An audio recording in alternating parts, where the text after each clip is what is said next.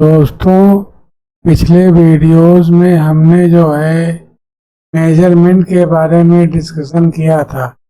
कौन कौन से मेजरमेंट के इक्विपमेंट्स लगाए जाते हैं, हमारे यहाँ मेजरमेंट किन से करते हैं, क्वालिटी कंट्रोल किन से करते हैं। आज हम स्टील के बारे में, तो इनके मेन ग्रुप होते हैं, उनके बारे में कुछ डिस्कशन करेंगे।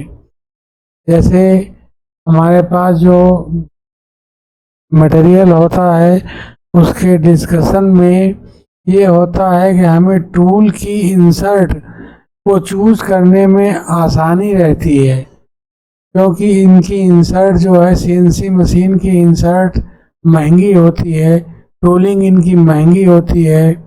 इसलिए इनमें हमें इनकी प्रॉपर्टीज़ को जान लेना आवश्यक रहता है।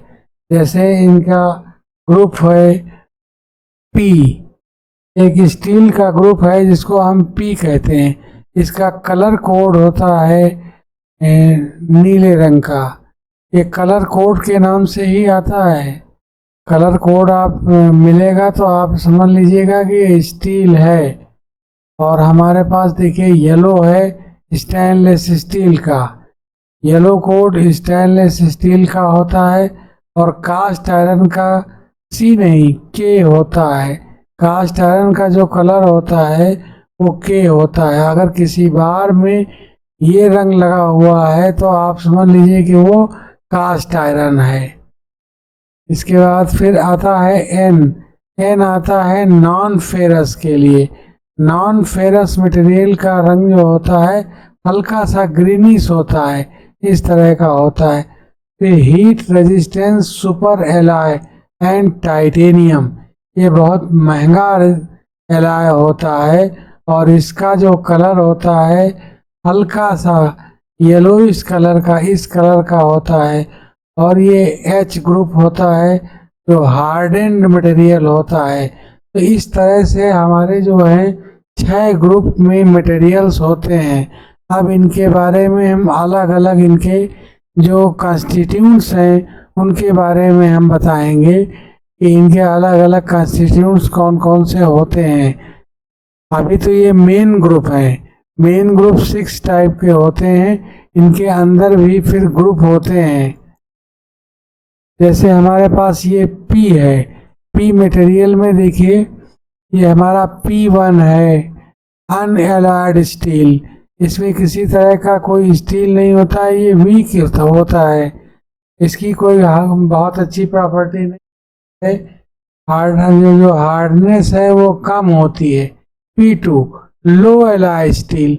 इसमें जो एलाइंग एलिमेंट डाले जाते हैं स्टील में, जब तक कुछ एलाइंग एलिमेंट नहीं डालते हैं तब तक उसकी प्रॉपर्टी इम्प्रूव नहीं होती है।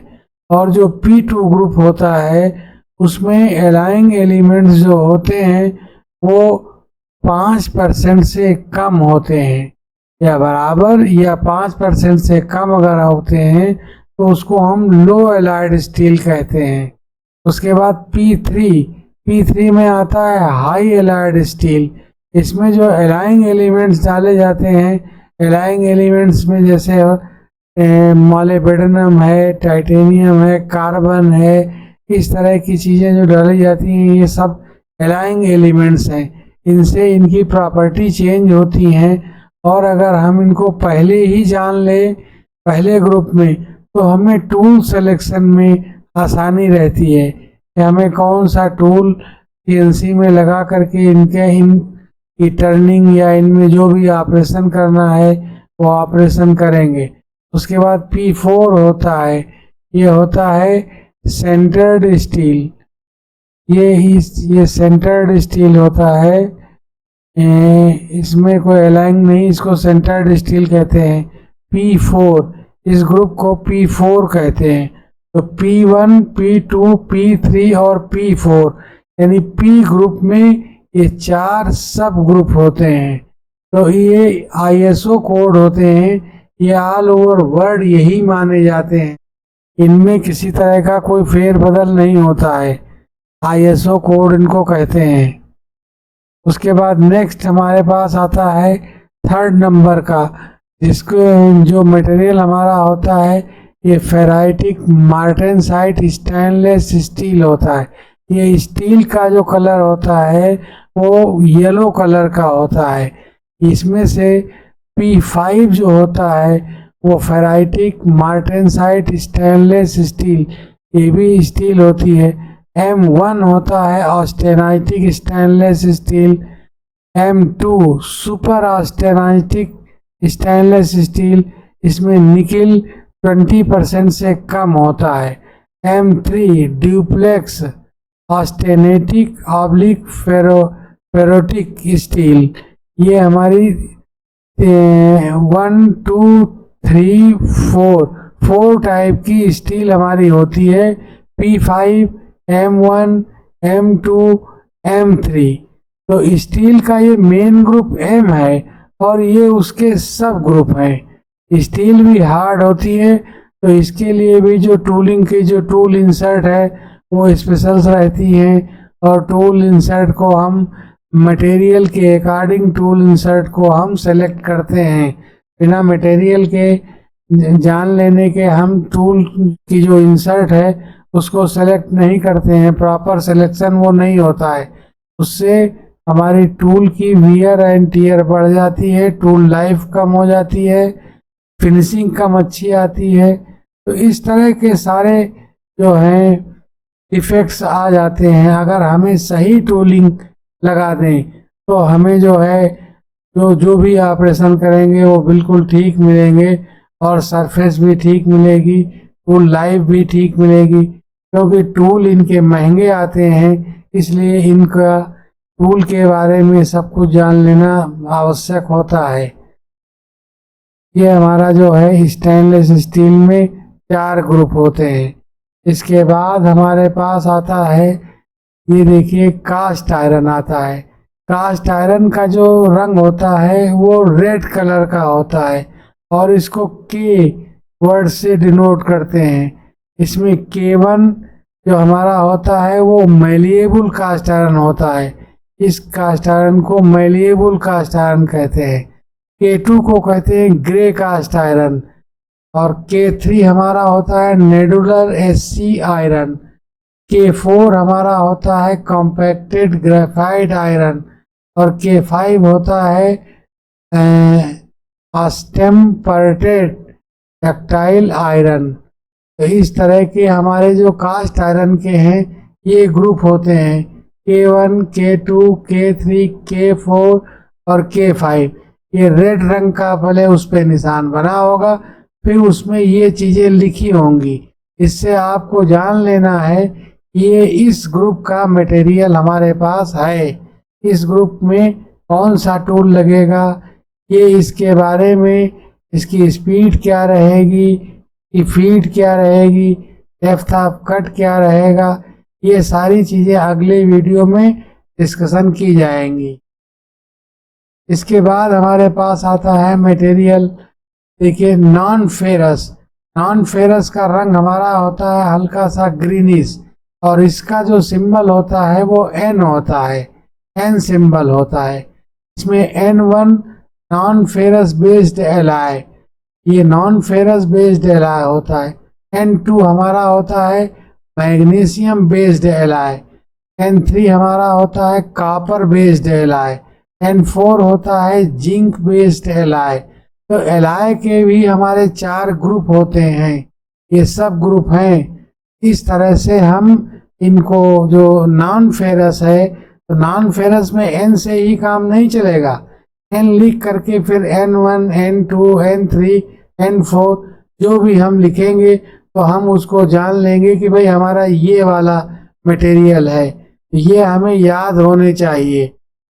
जैसे हमारे N और N4 लिखा हुआ है तो जिंक बेस्ड एलाइड है, अगर N3 लिखा हुआ है तो कॉपर बेस्ड एलाइड है, N2 लिखा हुआ है तो मैग्नीशियम बेस्ड एलाय है, N1 लिखा है तो नॉन फेरस बेस्ड एलाय है।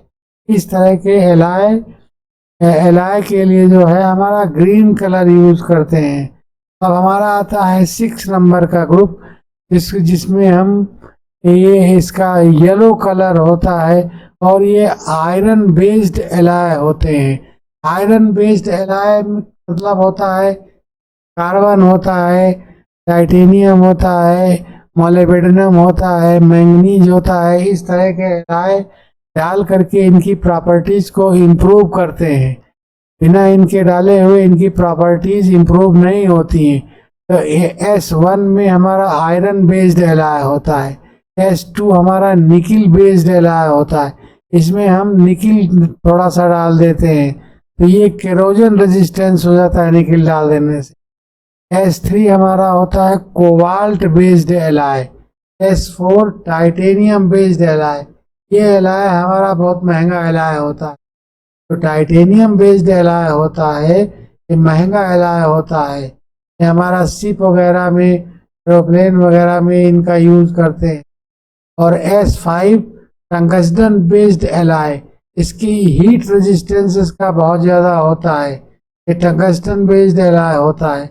S4 हमारा होता है मॉलिब्डेनम बेस्ड एलॉय। इसमें जो है एलाइंग एलिमेंट मॉलिब्डेनम होता है, इसमें टंगस्टन होता है, इसमें टाइटेनियम होता है, इसमें कोबाल्ट होता है, निकिल होता है और ये आयरन बेस्ड है। तो ये हमारे इस तरह से इनके सब ग्रुप हो गए आयरन के।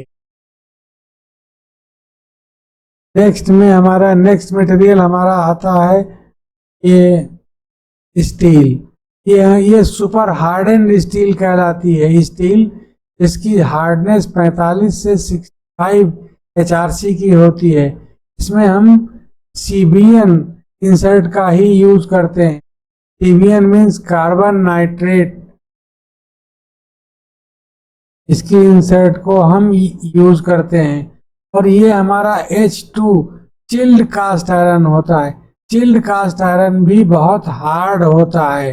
चिल्ड कास्ट आयरन बनाने का जो होता है बेस, वो बिल्कुल अलग तरीके से ये बनाया जाता है। चिल्ड कास्ट आयरन का भी यूज हम करते हैं और ये बहुत हार्ड होता है। और ये H3 हमारा होता है स्टेलाइट्स। H4 हमारा है फेरो टाइटेनिक।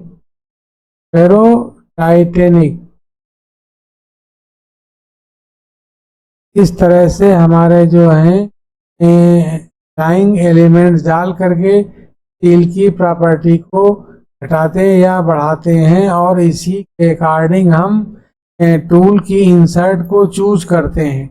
इनकी प्रॉपर्टी के अकॉर्डिंग ही हम टूल की प्रॉपर्टी को चूज करते हैं। अगर इसके अकॉर्डिंग हम टूल की प्रॉपर्टी चूज नहीं करेंगे तो हमारा टूल का वियर जो है बढ़ जाएगा, टूल हमारा जल्दी खराब हो जाएगा, सरफेस फिनिश नहीं बढ़िया आएगी। तो इसलिए हम इन सब चीज़ों के बारे में विधिवत जानकारी ले लेने के बाद ही फिर हम टूल का सिलेक्शन करते हैं। इनकी अलग अलग कटिंग स्पीड और इनकी डेप्थ ऑफ कट, फिनिश, ये सब अलग अलग होती हैं और वो अगले वीडियो में का डिस्कशन करेंगे। धन्यवाद।